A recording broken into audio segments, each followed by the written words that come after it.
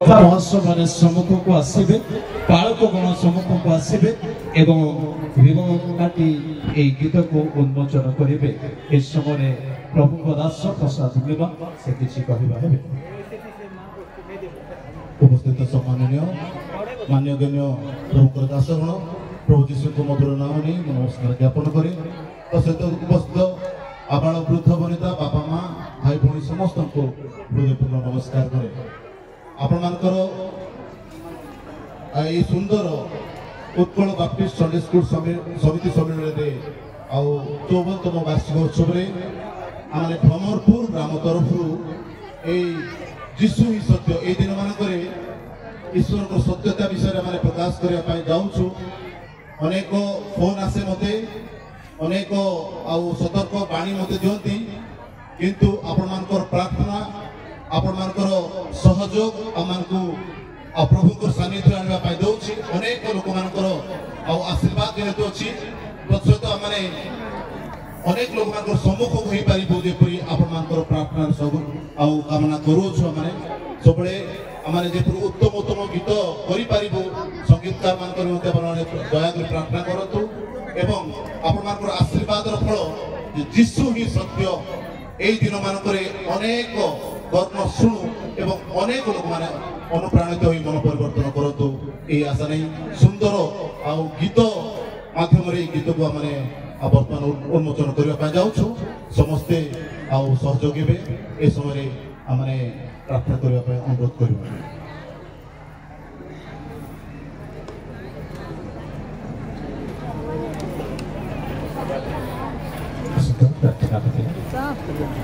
महिमामय गौरव संभवाई प्रभु तुम्हें प्रशंसा निवासी परमेश्वर तुम्हें आमମାନଙ୍କର गान तुम्हें आमମାନଙ୍କର बल गौरव नाम धन्य हो गीत द्वारा तुम प्रशंसा गौरव होता है वर्तमान जो भाई मैंने गीत प्रस्तुत करमको समर्पण कर भाई मान आहरी आग को बढ़ावा आत्मिक भाव में समर्पण जीवन यापन करने से आशीर्वाद कर प्रचेषा को आशीर्वाद कर गीत को तुम ठारे समर्पण कर तुम महा आश्चर्य नाम समस्त हृदय स्पर्शी महिमा गौरव तुम प्रतिकूल समस्या परीक्षा सब तुम आश्चर्य नाम दूर हो महिमा स्वर्ग पिता प्रभु जीशु नाम प्रार्थना करी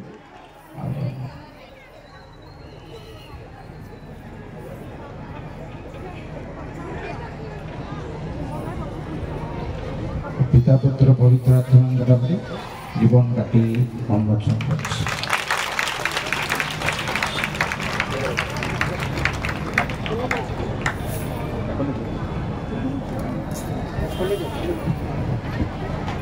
पिता पुत्र पवित्र आत्मा नाम आम उन्मोचन करूँ